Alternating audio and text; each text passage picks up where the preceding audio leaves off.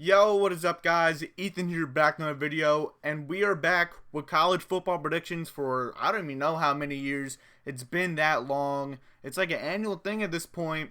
And we're going to be starting off with the Georgia Bulldogs, the defending national champions, back-to-back champs. Can they have a three-peat this year? They lost a lot of talent once again due to the NFL, but this roster is still absolutely stacked. So let's get into the roster real quick. You lose a lot of defensive guys, Jalen Carter, Nolan Smith, Keely Ringo, and then you also lose quite a few offensive guys, including your starting quarterback, Stetson Bennett.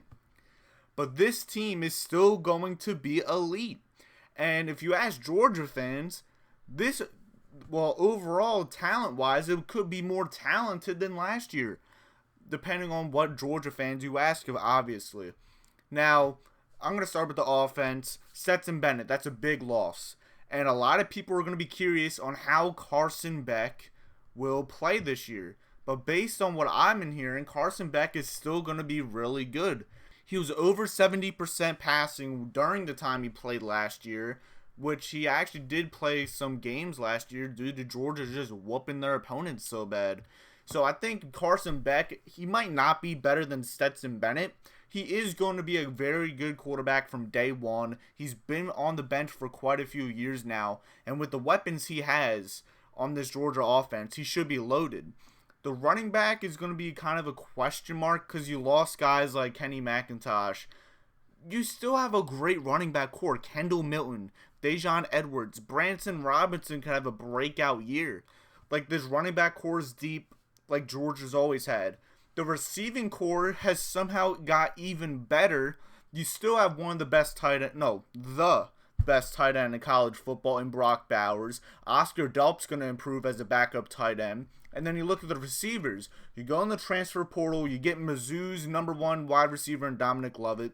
He's going to be your main slot guy, as that's where Dominic Lovett was the best at last year. Ladd McConkey returns. Marcus Jack Saint returns. And then also, why not? You get Ra Thomas, Mississippi State's top wide receiver, in as well.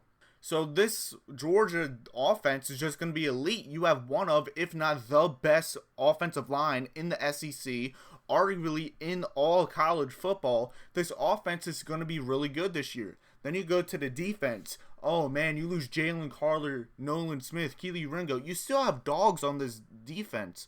That was no pun intended. Malachi Starks, I've been raving about him since his freshman year. He's one of the best safeties in college football as a true sophomore. And you get great guys defensively coming back like Mikel Williams, Nasir Stackhouse, Jamin Dumas-Johnson. Smell Mondon was your leading tackle leader last year. He returns. Dalen Everett, Javon Bullard. I can keep on going. Tyke Smith even returned. Like, this defense is just plain out stacked once again. Now, the main thing is it's super hard to plain out repeat in college football. But can you, three-peat it? Now, there's been culture issues rumored about Georgia, and there's actually a recent article that was released by the AGC. That whole article, I think, is, bloated, I would say. Yes, there's some question marks about a few players. But I also think at the same time, this culture issue that a lot of people are talking about, it's not as bad as you think it really is. I think Kirby Smart's going to have these guys underlocked, and hopefully, because Georgia's had this issue for a few years now with players getting arrested and such. I hope it's going to be better, and I'm going to think it's going to be better until I'm proven otherwise. And Kirby Smart he's the best head coach in college football for a reason. I think he's going to have these guys locked down, and everyone's going to be focused on the season, trying to three-peat this upcoming season. Now, as we get to the schedule, Georgia has one of the easiest schedules in all college football, in my opinion. Well, maybe not one of the easiest, but just due to Georgia's caliber and everyone else on their schedule, it could be a breeze for them, if we're being honest with you. First game, we're not even going to talk about it. That's a win. You're beating UT Martin at home. Same thing. You're beating Ball State at home. You're going to start out 2-0, and if you somehow lose one of these games, I don't know what's going to happen, to be honest, because that would be embarrassing. South Carolina at home. Now, this is a very interesting game. South Carolina had a kind of surprising year last year, for being honest, with Spencer Rattler under helm.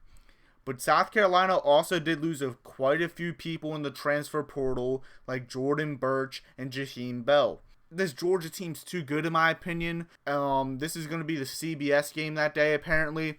I just don't see a way Georgia loses this game. Georgia will beat South Carolina at home. And we're not going to waste your time. You're going to beat UAB at home. So you're going to start out 4-0 as you go into your first road game, which is at Auburn. And this Auburn team, I'm a lot more high on than I've seen a lot of few other people have. Surprising amount of people have this Auburn team at 5-7, 6-6. I see this Auburn team more as 7-5 and potentially even 8-4. So I think in this game, Auburn has a legit chance to actually upset Georgia.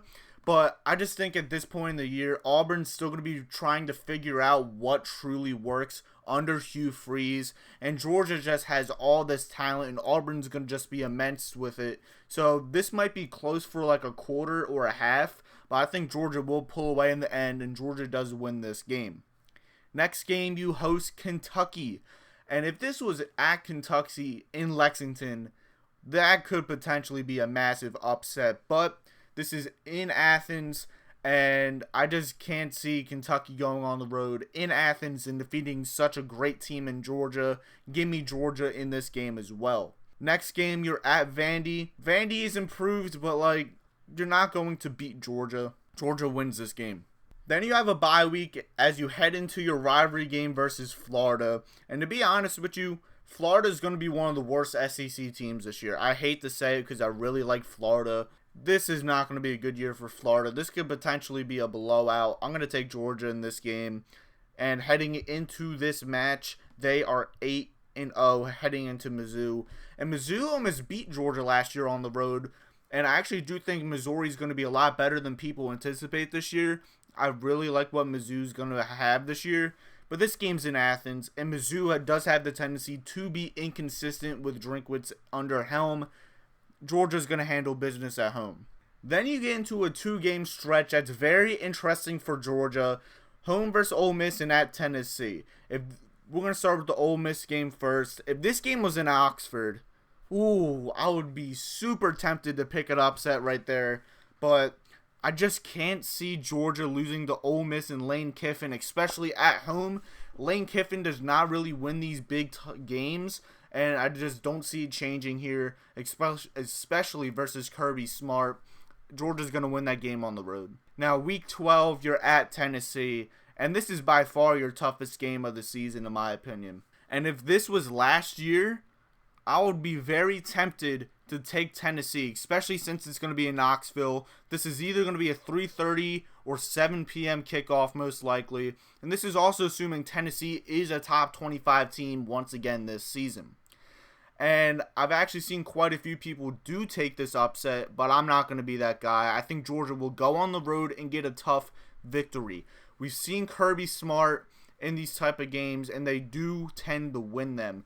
Also, last year in the playoff, in the Ohio State game, Georgia came back and won that game, and I think that game single-handedly improved Kirby Smart as a head coach. He's built for these type of situations, and playing out, I think Tennessee is not as good as they were last year, and we saw what Georgia did to Tennessee last year. I understand that Tennessee, they're home this year. Last year the game was in Athens. Athens is a whole different crowd, and Knoxville is different too.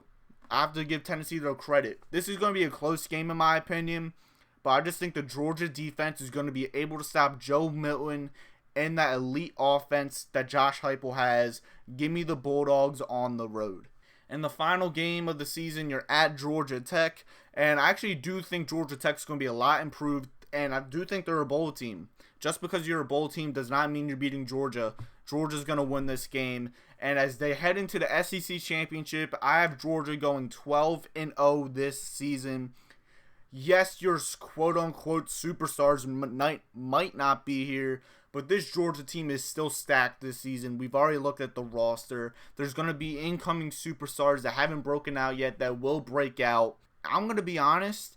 There's only 3 games I think you could lose this year, which is at Auburn, home versus Ole Miss, and at Tennessee. I think the Ole Miss game is very unlikely, because Lane Kiffin does not really win those big games, and then that's also senior day for Georgia, so I just don't see that as a possibility. Auburn, maybe. I just think it's too early in Hugh Freeze's tenure at Auburn to just have a huge victory like that. But, well, that season. We'll get to that later. Tennessee's the most likely upset. It's in November as well, but I just think Georgia's overall the better team, and Kirby Smart will outcoach Josh Heupel in that game. So Georgia wins that game. So what is your prediction for Georgia? Let me know in the comments section below. Next video, tomorrow there's going to be no video. I'm taking the 4th of July off. Michigan will come out Wednesday. Look out for those predictions. Like, share, subscribe, folks, and like always, have a good day. Peace out.